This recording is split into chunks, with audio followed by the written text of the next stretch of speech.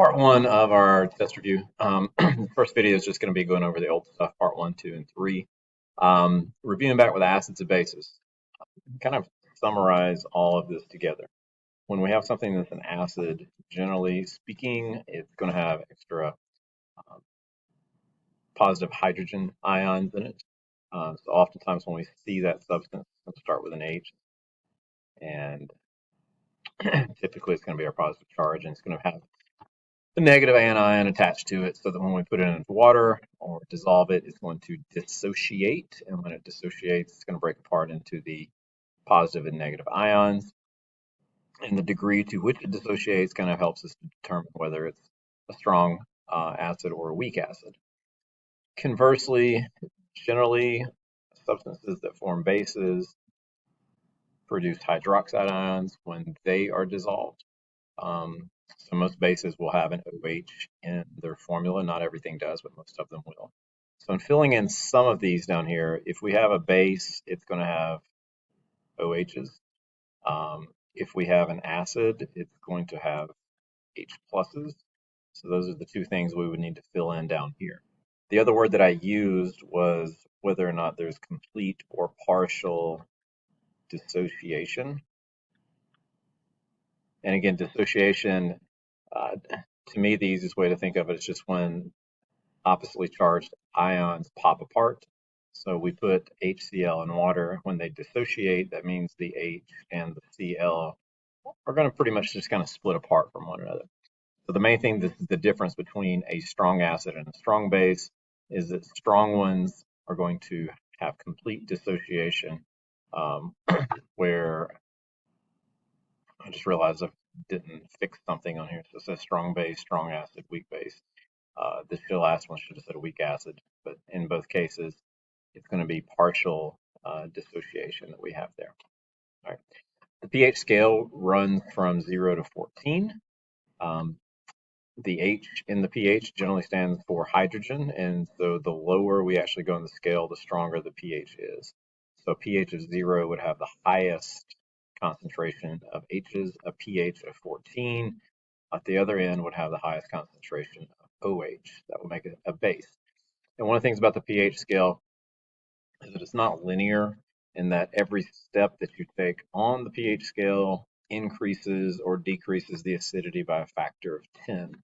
So if we went from a 4 to a 3, that's going to be 10 times more acidic. And if we go from a 3 to a 2, that's also 10 times more acidic. If I go from a 2 to a 1, that's also 10 times more acidic. Therefore, if I went from a 4 to a 1, it's going to be 10 times 10 times 10, or 10 to the third, which is going to be 1,000 times more acidic than the 4 that we had there. Okay. So over here, pH of 3, it's not 2 times more acidic than a 5, it's 10 squared, which is going to be 100 times more acidic. And a pH of 1 has 10,000 times more hydrogen than a pH of, well, if I go from 1 to 2, that's 10 times, that's 100 times, that's 1,000 times, and that's 10,000 times.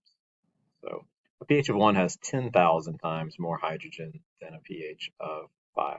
Oops, that actually is, let's say 5. My eyes are small. There we go. Yeah, I think that's what we got there. Okay. So those are basics of pH, which you might see on our test. Some other old stuff, going through some of the stoichiometry. Just as a reminder, kind of our map is grams to moles to moles to grams. And when we go through that middle arrow, we're also changing substances. If we have to change substances, this is where it's going to happen. And then finally, we can also kind of take a side street and turn molecules into moles if we need to. So each of these little steps is a way for us to equate certain things. I can equate a certain number of grams with a certain number of moles. Usually our formula, our equations are going to equate a certain number of moles of one thing to a certain number of moles of another thing. Additionally, if I know how many molecules I have, I should be able to turn that into moles and vice versa. If I knew how many grams I had, I could turn that into moles and turn that into molecules. We just need to use conversion factors for that. So this one, if I started out with 1.65 moles of oxygen and I wanted to know how many grams of another substance, then I'm going to start off with my moles of oxygen. I would need to cancel out my moles of oxygen. I would need to turn those into moles of C4H6. I would need to cancel out my moles of C4H6, turn that into grams of C4H6. Number-wise, the number for this one's going to come from the problem. If I have mole to mole, I'm always going to get my numbers from the balanced equation. So I need to come over here and look at this thing to figure out which numbers I need to put in front of it. C4H6 has a 2, and the O2 has an 11, so I'll put that down here. And then I'm going to get this on the periodic table, and I don't have one right in front of me right now, but I would need to go look up the combined atomic mass of C4H6. So I'd need 4 carbons, and I would need 6 hydrogens, add all that together, gives me that number there. So then I go through 1.65 times 2 divided by 11 times whatever weight that ended up being, hit my equal button, and that's going to give us an answer.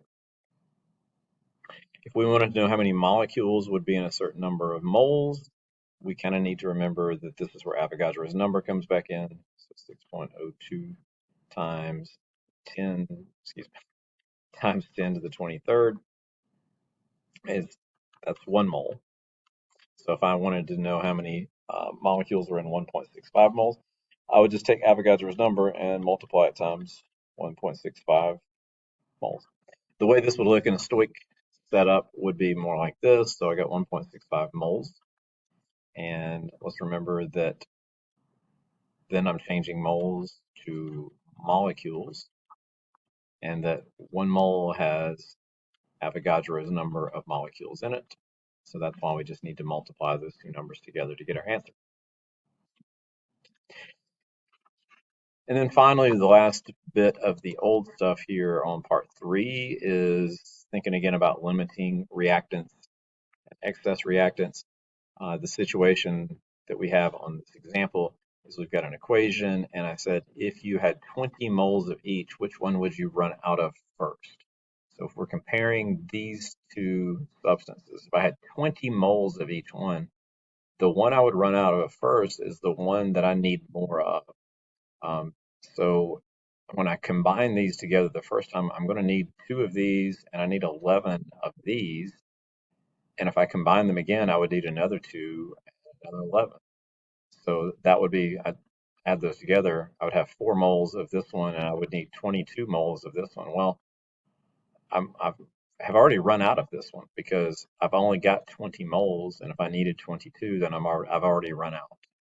Generally speaking, if you have equal number of moles provided, then the one with the bigger number is the one that you're going to run out of first. And if we run out of it, that's going to be our limiting reactant. Okay. So the substance we run out of first is the limiting reactant. The other one is the excess reactant. We're never going to choose anything from over here. Those are not reactants. Those are going to be products. Okay. Lastly, formula, again, this is on the back of your periodic table. The formula for molarity is simply moles divided by liters. You don't necessarily need to memorize that because it's on the back of the periodic table. So to solve this problem, we would need to take 11 and divide that by 2.5. So we can use this formula anytime we have moles and liters. If you possibly were given grams, you might have to change that into moles. Or if you were given milliliters, you might have to change that into liters, but typically we end up just being given moles and liters. How many molecules are in a mole? Again, that's Avogadro's number, so our 6.02 times 10 to the 23rd.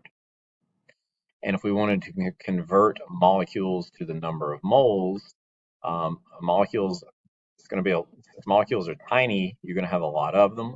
And again, the relationship is Avogadro's number, because an Avogadro's number is the number of molecules in a mole. So if I needed to convert molecules to moles, then I need to divide by Avogadro's number, which again, 6.02 times 10 to the 23rd. That means if I had 6.02 times 10 to the 23rd molecules, I would divide it by 6.02 times 10 to the 23rd molecules, and we'd have 1 mole. So that's what 1 mole is. I'm going to start another video and do the rest of this just a